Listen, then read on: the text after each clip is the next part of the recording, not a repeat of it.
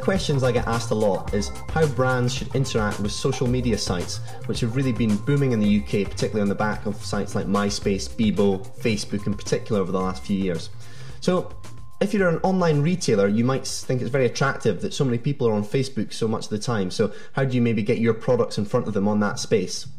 Now, the reality is, a lot of people are on these sites, yes, but a lot of people are on them not really to kind of, buy something or book a holiday. They're on there to talk with their friends and share information, and that can be really valuable to kind of find out what people are talking about online and find out what conversations are happening. But you need to think carefully before you before you dive in with your brand and start trying to get talking to people on a space like Facebook, for example. So the first thing I'd say about social media is try and work out exactly where people are talking about your brand or talking about the products and services that you offer. What kind of questions to come up again? Should the answers to those types of questions, should you be answering them on your own website, for instance?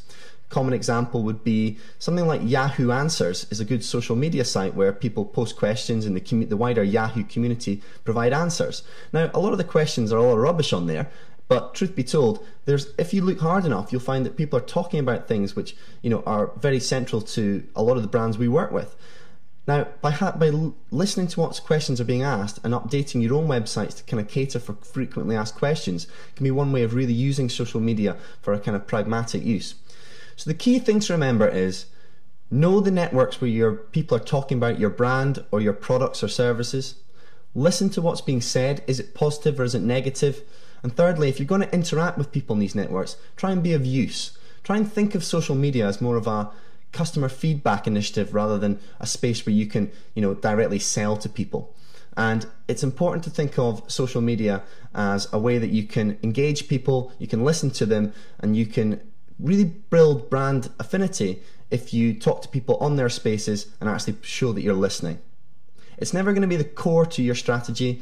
It's always more of the kind of icing on the cake. Even if your brand, someone like ASOS, has got kind of 30,000 fans on it, that's great. 30,000 fans on Facebook who are really brand loyal to you. That's a really good way of saying that people love your brand, and you can use that to kind of ask them questions or give them kind of discounts that you might not give to normal customers because they're really kind of wearing your brand on their sleeve.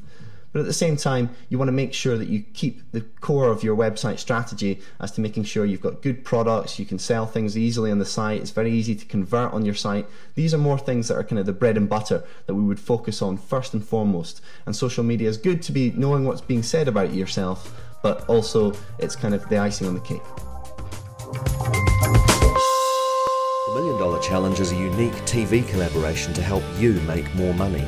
Join now to get free access to the world's top sales, marketing and internet experts direct from your desktop. There are hundreds of shows like the one you've just seen. Tap into the combined experience of dozens of world-leading experts and thousands of other business people. There are also low-risk, results-based options if you're looking for more help. Sign up today.